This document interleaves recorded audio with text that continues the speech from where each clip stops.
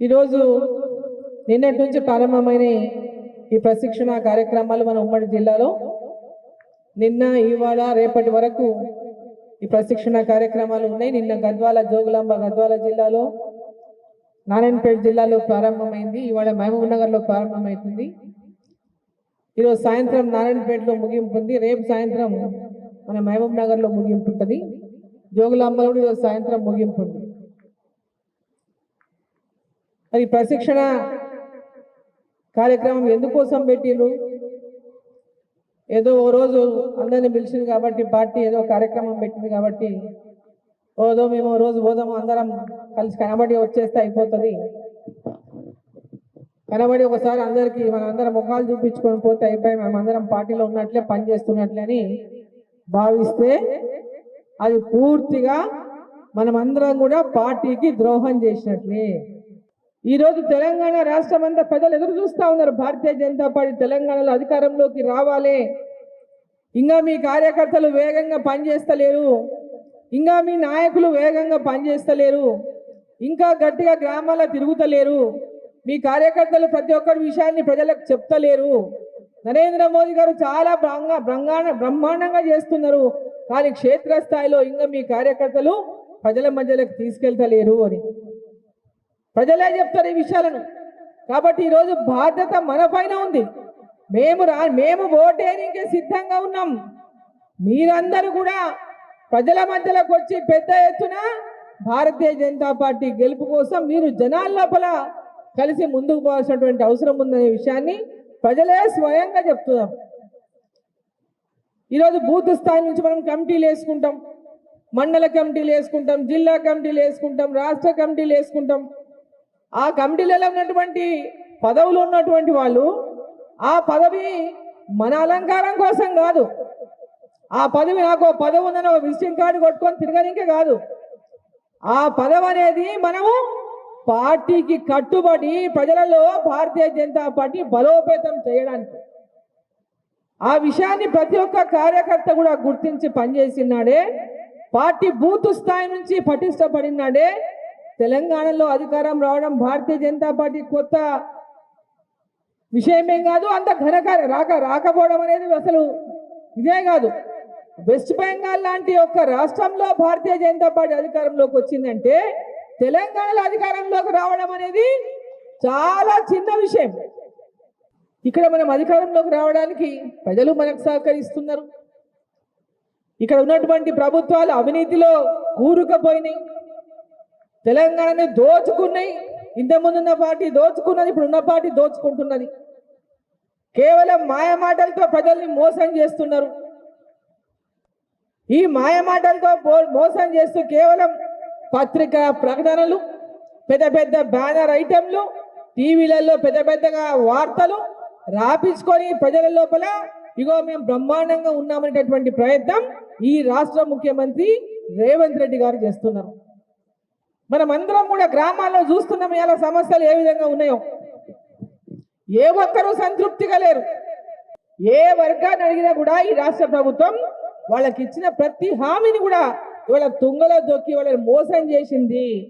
ప్రజలందరూ ఎదురు చూస్తూ ఉన్నారు, ఎప్పుడు ఈ ప్రభుత్వాన్ని దించాలా, సమయం ఎప్పుడు వస్తారో ఎదురు చూస్తూ ఉన్నారు. ఈరోజు మనము ప్రజల్లోకి పోయి ఈ రాష్ట్ర ప్రభుత్వం యొక్క వైఫల్యాలను ఎండగట్టాల్సినటువంటి సమయం ఆసనమైంది. వాళ్ళ అధికారంలోకి వచ్చి 2.5 సంవత్సరాలు అయింది. వాళ్ళ అధికారంలోకి వచ్చి 2.5 సంవత్సరాలు అయింది. సగం కాలం గడిచిపోయింది. ఇప్పటిదాకా వాళ్ళు ఇచ్చిన హామీలు ఏవి నెరవేర్చలేదు. ముఖ్యమంత్రి గారు నిన్నటి నుంచి మన జిల్లాలో గాలి మోటార్లో తిరుగుతున్నాడు. గాలి మోటార్లా ముఖ్యమంత్రి నిన్నటి నుంచి తిరుగుతున్నాడు. మంచి గాలి మాటలు చెప్పుకుంటూ తిరుగుతున్నారు. ఎందుకంటే గాలి మోటార్లో గాలి కలిసిపోతాయి తప్ప మనకు వచ్చేటివి ఏమీ లేదు. ఇలా ఉదండాపూర్లో సభ పెట్టుకున్నారు. పాలమూరు రంగారెడ్డి వీళ్ళు వచ్చి 2.5 ఏళ్ళు అయింది. ఎక్కడ వేసిన గొంగడు అక్కడనే ఉంది. ఆయన 10 ఏళ్ళు ఏలిండు టీఆర్ఎస్ ప్రభుత్వం. 3 ఏళ్లలో పాలమూరు రంగారెడ్డి కట్టి నీళ్ళు ఇడుస్తా, భూములు కోల్పోయిన వాళ్ళకు, ఊర్లు కోల్పోయిన వాళ్ళకు ఉద్యోగాలు ఇస్తా, వాళ్ళ కొత్తగా ఇల్లు కట్టించి బ్రహ్మాండంగా కూర్చోబెట్టి టేబుల్ వేసి కుర్చీలో కూర్చోబెడతా అని చెప్పిండు. ఆయన చేయలేదు. వీళ్ళు వచ్చి 2.5 ఏళ్ళు అయింది. ఇప్పటిదాకా ఏమీ లేదు. మన జిల్లా ప్రాజెక్టుల గురించి ఇప్పటికి అనేక సార్లు రివ్యూలు అయిపోయినాయి, జిల్లాలో రివ్యూ అయింది, రెండోసారి రివ్యూ అయింది, మూడోసారి రివ్యూ అయింది, నాలుగోసారి రివ్యూ అయింది, హైదరాబాద్లో రివ్యూలు అయినాయి. కానీ సాధించింది ఏమన్నా ఉందా అంటే ఏమీ లేదు. ఒక్క ప్రాజెక్టు కూడా కంప్లీట్ చేయడానికి నిధులు లేవు. ఇప్పటిదాకా నిధులు ఇచ్చింది లేదు, పూర్తి చేసింది లేదు. అన్ని ప్రాజెక్టుల్లో మిగిలిన అరకొర పనులు కూడా ఇప్పటిదాకా నిధులు ఇచ్చి పూర్తి చేస్తున్నటువంటి పరిస్థితి లేదు. ఇంకా మళ్ళీ మాయమాటలు చెప్పి ఇన్ని ఇస్తాం, అన్ని ఇస్తాం, అది చేస్తాం, ఇది చేస్తామని ఆశలు కల్పించేటటువంటి పనే తప్ప గ్రౌండ్లో వెళ్ళిగో ఇది మేము చేస్తున్నాం, మేము చేస్తాం, ఇప్పుడు అయిపోతాం అనేటటువంటి మాట ఇప్పటిదాకా వాళ్ళ నోటు నుంచి వస్తలేదు. ఈరోజు పాలమూరు రంగారెడ్డి ఒక దిక్కు మనం 100 సార్లు అడిగినాం. ఇప్పటికి పాలమూరు రంగారెడ్డి జూరాల నుంచి నీళ్లు తీసుకోవాల్సిన దాన్ని తీసుకుపోయి నార్లాపూర్ దగ్గర తీసుకున్నారు. దానివల్ల పాలమూరు పార్లమెంటు ఎలాంటి లబ్ధి పొందదు, నష్టం జరుగుతుంది. ఇక్కడ జూరాల నుంచి నీళ్ళు తీసుకొని దీని ద్వారా ఈ ఉదండపూర్కి కానీ కరువేనకు కానీ వీటన్నిటి కూడా ఇంకా అవసరం ఉన్న చోటల్లో రిజర్వాయర్లు కట్టి ఈ ప్రాంతాన్ని అంతా సస్యశ్యామలం చేయండి. లక్ష్మీదేవిపల్లికి రిజర్వాయర్ ఇవ్వండి, లక్ష్మీదేవిపల్లి రిజర్వాయర్ కట్టండి, ఇవన్నీ కూడా పూర్తి చేయండి. తెలంగాణలో మన పాలమూరు నుంచి వాళ్ళ ముఖ్యమంత్రి అయ్యిండు, ఉమ్మడి పాలమూరు జిల్లా నుంచి, మన పార్లమెంటు నుంచి ఆయన ఎమ్మెల్యే, మన పార్లమెంట్ నుంచే ముఖ్యమంత్రి. మరి ఆయన కనీసం ఈ జిల్లా కోసం ఈ ప్రాజెక్టు విషయంలో కొంచెం ఇనిషియేషన్ తీసుకొని వచ్చేటటువంటి 5 ఏళ్ల సమయంలో దాన్ని పూర్తి చేస్తే పాలమూరు జిల్లా, ఈ పాలమూరు పార్లమెంటు సస్యశ్యామలం అవుతుందంటటువంటి విధంగా అనేక సార్లు మనం చెప్పినాం. కానీ ఎప్పుడు కూడా ఓకే ఓకే సరే సరే అవుతుంది చేస్తున్నట్టు కానీ ఇప్పటిదాకా అవుతున్నది లేదు, చేస్తున్నది కూడా ఏం లేదు. కేవలం మాటలతోనే సమయాన్ని గడిపేస్తున్నారు వాళ్ళు, మాయ మాటలతోనే ప్రజలను మోసం చేస్తున్నారు ఒకరు. ఈరోజు మళ్ళా ఈ రాష్ట్ర ప్రభుత్వంలో ఉన్నటువంటి మంత్రులు కానీ Ponguleti Srinivasa Reddy housing minister meeting పెట్టిండు హైదరాబాద్లో. మీటింగ్ పెట్టి ఏం చెప్పిన మీటింగ్లో, ఇంతకుముందు అంటే గ్రామ సర్పంచులు లేరు కాబట్టి అక్కడ అధికారులతో లిస్టులు తీసుకున్నాము, ఇప్పుడు గ్రామ సర్పంచులు వచ్చిండ్రు, మున్సిపాలిటీలో వార్డు కౌన్సిల్ వచ్చిండ్రు, కార్పొరేటర్లు వచ్చిండ్రు, ఆయా వార్డులలో అర్హత ఉన్నటువంటి వాళ్ళను వాళ్ళ చేతనే గుర్తించి ఇస్తామని చెప్పిండ్రు. కానీ అది వాస్తవంగా గ్రౌండ్లో అది జరగడం లేదు.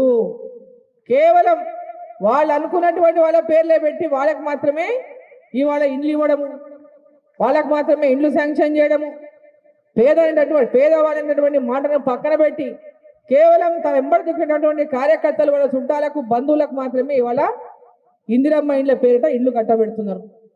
ఆ ఇందిరమ్మ ఇండ్లు ఈ డబ్బులన్నీ ఎవరివి?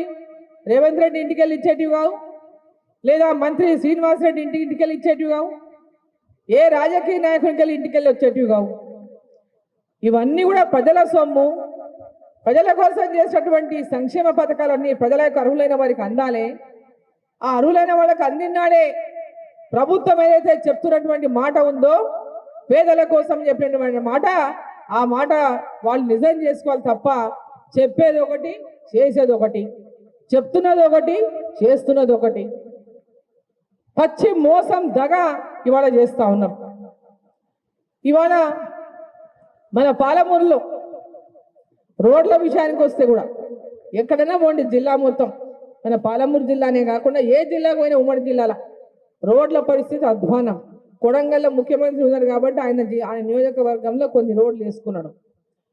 కేంద్ర ప్రభుత్వం వేస్తున్నటువంటి హైవేలు, ఈ భారత్మాల కానీ అదేవిధంగా బైపాసులు కానీ ఇవి వదిలేస్తే కేంద్ర ప్రభుత్వం ఇచ్చిన రోడ్లు కాదంటే ఒక్క రోడ్డు కూడా ఈ రాష్ట్ర ప్రభుత్వం ఇచ్చిన రోడ్లు లేవు. ఇలా ఏవో పిఎంజిఎస్వై కింద కేంద్ర ప్రభుత్వం ఇచ్చే రోడ్లే, సిఆర్ఐఎఫ్ కింద కేంద్ర ప్రభుత్వం ఇచ్చే రోడ్లే, నేషనల్ హైవేస్ కింద కేంద్ర ప్రభుత్వం ఇచ్చిన రోడ్లే తప్ప ఈ రాష్ట్ర ప్రభుత్వం ఇచ్చినటువంటి రోడ్లు ఒక్కటి కూడా లేవు. ఇలా అరాకొరాయిడగా ఇచ్చినంటే వాటికి టెండర్ లేని కూడా ఎవరు ముందరికి వస్తలేరు, టెండర్ వేయడానికి కూడా ముందరికి వస్తలేరు, ఎవరు కూడా బిల్లులు వస్తలేవు, ఈ రాష్ట్ర ప్రభుత్వం పైసలు ఇస్తలేదు.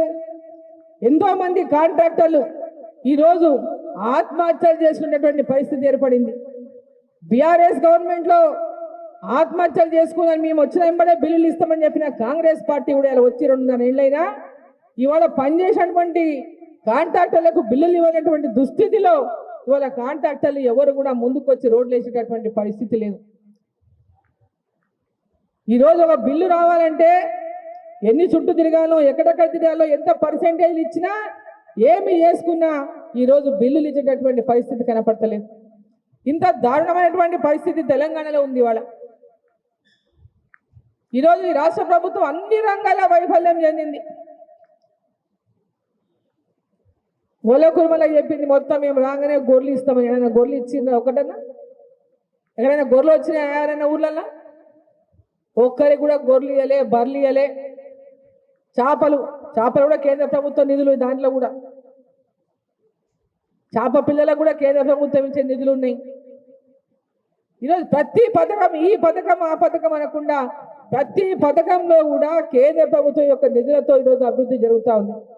ఈరోజు పిఎంసి స్కూళ్ళు కానీ, అంగన్వాడీ భవనాలు కానీ, గ్రామ పంచాయతీ భవనాలు కానీ, గ్రామాల్లో సీసీ రోడ్లు కానీ, మహిళా సంఘాల భవనాలు కానీ, మహిళా సంఘాలకు గోడౌన్లు కానీ, ఈరోజు చాలా ఘనంగా మహిళా సంఘాలకు ఇస్తున్నదే కేంద్ర ప్రభుత్వం ద్వారా పెద్ద ఎత్తున ముద్రా లోన్లు, చిరు వ్యాపారాలు చేసినటువంటి వాళ్ళకు ముద్రా లోన్లు, ఇట్లా అనేక పథకాలు, అనేక కార్యక్రమాలు నరేంద్ర మోదీ గారి యొక్క ప్రభుత్వం ఈరోజు తెలంగాణ రాష్ట్రంలో మన ప్రభుత్వం లేకపోయినా ఎలాంటి వివక్ష లేకుండా తెలంగాణ రాష్ట్రానికి గతంలో టీఆర్ఎస్ ఉన్నప్పుడు కానీ, ఇప్పుడు కాంగ్రెస్ ఉన్నప్పుడు కానీ పెద్ద ఎత్తున నిధులు ఇస్తూ ఈ రాష్ట్ర అభివృద్ధిలో కేంద్ర ప్రభుత్వం పెద్ద ఎత్తున పాత్ర పోషిస్తూ ఉంది. రైల్వే మార్గాలు కానీ, కొత్త రైళ్లు కానీ, రైల్వే స్టేషన్లు కానీ, అమృత్ స్టేషన్లు, రైల్వే స్టేషన్, ప్రతి రైల్వే స్టేషన్ ఇవాళ ఎయిర్పోర్ట్లకు ధీటుగా రైల్వే స్టేషన్ అభివృద్ధి జరుగుతూ ఉంది. ఇట్లా ప్రతి ఒక్క కార్యక్రమాలు ఏవి తీసుకున్నా కూడా మనం చెప్పడానికి ఈరోజు కోకొల్లలు ఉన్నాయి గ్రామాల్లోకి వెళ్ళి మనం చెప్పుకోవడానికి. ఈ రాష్ట్ర ప్రభుత్వం యొక్క వైఫల్యాలను ఎక్కడికక్కడ ఎండగడుతూ మన క్షేత్ర స్థాయిలో మన పార్టీని బలోపేతం చేసిన దిశగా ప్రతి కార్యకర్త కూడా కదం దొక్కి ముందుకెళ్లాలని చెప్పి ఈ సందర్భంగా నేను కోరుతా ఉన్నా. పోరాటాలు చేయకుంటే ఏమి సాధించలేము. ఏది సాధించాలన్నా దానికి పోరాటంతోనే మనం సాధించగలుగుతామనే విషయాన్ని మనం అందరం కూడా గుర్తుపెట్టుకోవాలి. తెలంగాణ తెచ్చుకునేది పోరాటంతోనే. ఈరోజు అనేక జిల్లాలు, 10 జిల్లాలని 33 జిల్లాలు చేసిండు. ఎక్కడ కూడా అడ్మినిస్ట్రేషన్ అనేది ఒక పద్దాల లేదు. అసలు అడ్మినిస్ట్రేషన్ అనేది ఏ జిల్లాలో కూడా పూర్తి స్థాయిలో అధికారులు లేరు.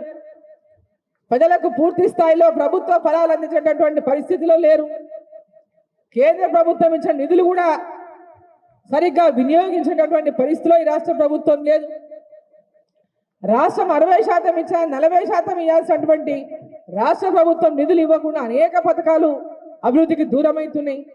ఈరోజు మధ్యాహ్నం స్కూళ్ళలో భోజనాల విషయంలో మనం గుర్తు చెప్పాలి, ప్రతి గ్రామంలో చెప్పాలి ఈ విషయం కూడా. 60% నిధులు కేంద్ర ప్రభుత్వానివి మధ్యాహ్న భోజనంలో. అంగన్వాడీలో కేంద్ర ప్రభుత్వం నిధులతోనే అంగన్వాడీలు నడుస్తున్నాయి ఇవాళ.